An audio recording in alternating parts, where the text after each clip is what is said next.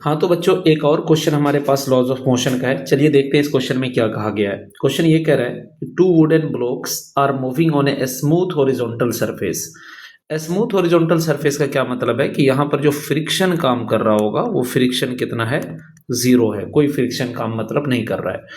Such that the mass of a small m remains stationary with respect to two blocks with respect to two blocks of mass capital M as shown in the figure. यानी कह रहा है कि ये जो है इस capital M के रेस्पेक्ट में रेस्ट में है, मतलब यहाँ पर कोई भी स्लीपिंग वगैरह कुछ नहीं हो रहा है, ठीक है ना, यानी ये इसके रेस्पेक्ट में रेस्ट में है। तो बोला है कि इस P की वैल्यू क्या होगी पता करिए। तो सबसे पहले अपने को यहाँ पर ये पता करना है कि पूरा सिस्टम किस एक्सेलरेशन से चल रहा होगा, और पूरे सिस्टम को चलाने वाला फोर्स हमारा ये P है। तो अपन ये कह सकते हैं कि हमारा F नेट जो होगा sir, F net will be equal to capital M plus small m into acceleration हो जाएगा।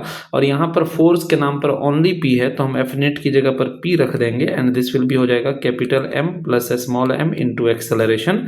और यहाँ से अपन कह सकते हैं कि एक्सेलरेशन इज इक्वल टू हो जाएगा P upon capital M plus small m।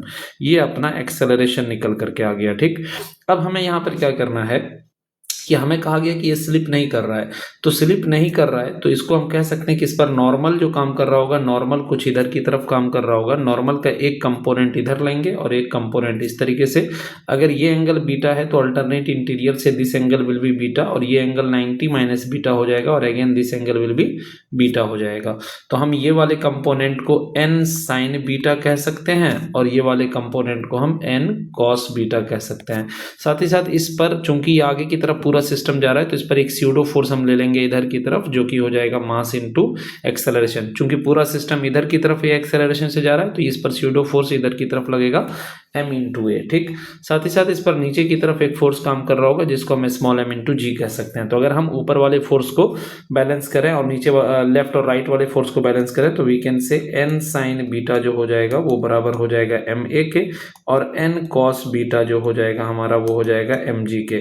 दोनों का रेशियो लेंगे, n से n कट जाएगा, वी कैन से हमारा tan बीटा जो आ जाएगा वो बराबर m से m यहाँ भी कटेगा। ये हमारा आया है कितना, ये m g है नीचे में, तो ये हो जाएगा a बाई जी।